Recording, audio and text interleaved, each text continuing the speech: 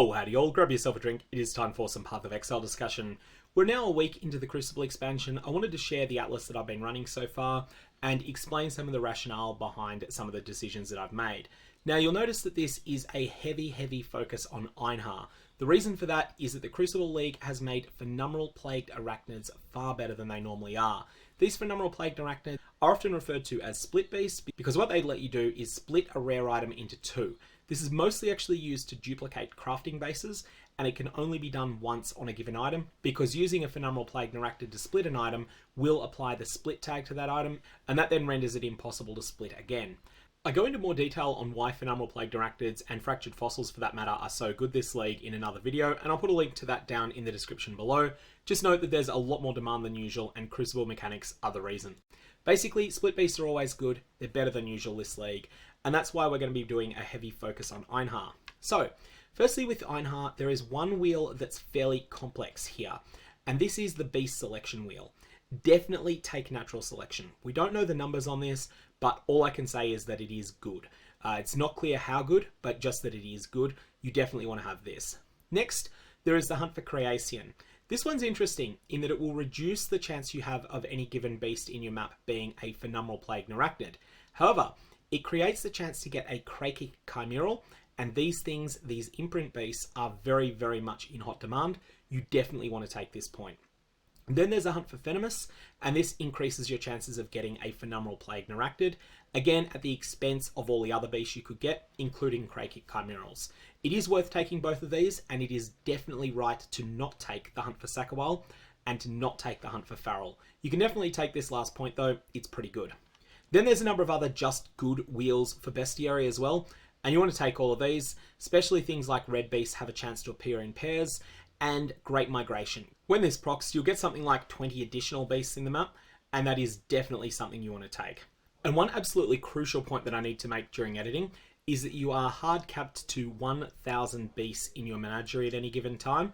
And what I suggest you do in order to avoid that becoming a problem is just every now and again go and run some of your low value beasts, particularly the ones that create a random unique item or that create a stack of random currency. Most of the time you get rubbish from these, but it will prevent you to losing any beasts due to overcrowding. Also, if you do get any of the more precious beasts, you probably want to itemize them and sell them, unless you're deliberately keeping them to use yourself. Okay, so that is the Bestiary side of things. There's a couple other Bestiary wheels. Definitely take Mighty Hunter. This is phenomenal. The increased cooldown recovery is really essential when you do get one of those Great Migration procs. If you don't have that, it'll feel terrible. And Big Game is, of course, very good indeed.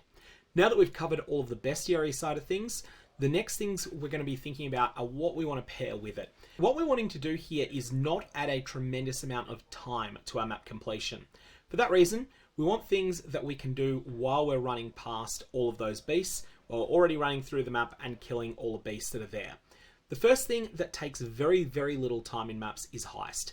Now, Heist is phenomenal in terms of the support that it's got on the Atlas now, and even if you're not really interested in running the Heist yourself, pick up the contracts, pick up the blueprints, pick up the rogue markers, and every 100 maps or so, you'll be able to sell them in bulk on TFT, and you will make a substantial amount of currency out of doing that. There is a Sextant mod that forces one Heist Smuggler's Cache onto a map. This is very good value at the moment, while it's only about 2 Chaos Orbs per map that you run with it, and it will end up causing you to get a very large amount of rogue markers very quickly, as well as to slowly build up blueprints, especially when No Honor Among Thieves procs and gives you 6 additional Smuggler's Caches in your maps.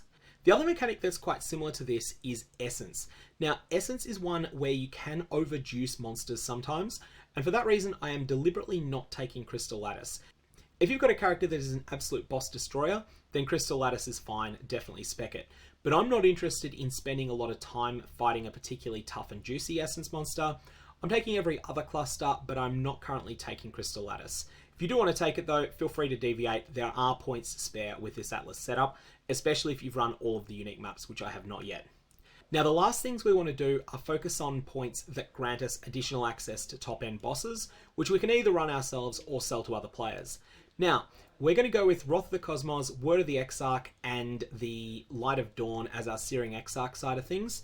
However, if you would prefer to align Eater of Worlds instead, you can spec this point, then spec the Eldritch Gateway, and then spec all of the equivalent points over on the Eater of Worlds side.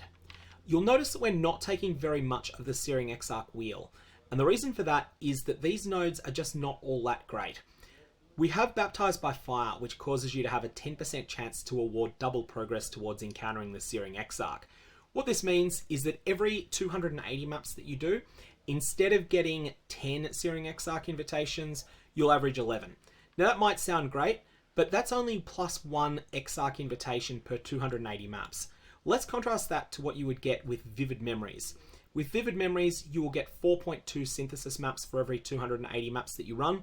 On average, that will be 0.84 cortexes, which is already better than everything you're getting from Baptized by Fire. But on top of that, you will also get 0.84 of each of the other synthesis maps on average. So Vivid Memories is just a better node than Baptized by Fire, and that's why we're taking it instead. Likewise, Remnants of the Past, if you run 280 maps, you'll average 8.4 Shaper Guardian maps and 8.4 Elder Guardian maps. Again, that's just better than getting 1 Exarch invitation. And as a result, we're taking those with our points instead. One other thing that's really positive about Wrath of the Cosmos is that although it can be a very rippy node, it's going to cause you to get a lot of direct drops of Chaos Orbs and also of Awakened Sextants while you're mapping. These things will add up. And a note during editing that most players undervalue the Searing Exarch nodes that grant a percentage chance to drop divination cards that grant unique jewelry, whilst overwhelmingly when you take that you will not get an apothecary and you will not get a doctor. The number of apothecaries and doctors that drop from that is actually significant league-wide, and I would say that it is actually worth more on average to get one of these random jewelry cards than it is to get an Awakened Sextant. In terms of some of the other points that we're investing in that may not be entirely obvious, we're taking the finer arts and we are ignoring higher education and physical training. This is because deception contracts are worth considerably more than any other heist, and this allocated node will increase your chances of a contract being deception from 1 in 9 to 1 in 6. This is definitely worth taking, and it's actually one of the best nodes on the entire atlas when it comes to heist. Next, you'll see here that we're taking heist contract job level 3 chance, and we are leaving off level 4 and level 5 chance. This is essentially a travel node. Now, this is something you can easily skip. You can skip Friends in High Places and heist contract level 3 chance, and in fact, I would recommend that you probably do this if you are not running heist yourself. The purpose for taking these nodes if you are running heist yourself is that heist contract job level 3 chance will increase your chances of getting counter thaumaturgy level 3 and lower heists, which is something that Gianna can run. So they have some value there. Friends in High Places will get you more heist coins when you actually run your contracts, but these nodes will not really increase the resale value of the contracts. So if you're not interested in running them, skip this node, just take this first node at the entrance here and save the point to spend somewhere else. Finally, we have the question of what content to block. Now, content blocks are very, very strong and you probably want to use them, but I'm focusing on blocking things that take a while to run. So Legion takes a while to run. Harvest and Expedition take a little while to run, and so when I do start getting some of the unique maps I haven't done out of the way, then these are probably on the chopping block as well. Breaches don't take all that long to run now, and they also are better than they used to be when you're not spec'd into them. It looks like they're a bit worse than they used to be when you are spec'd into them now, but they are definitely better than they used to be when you're not spec'd in.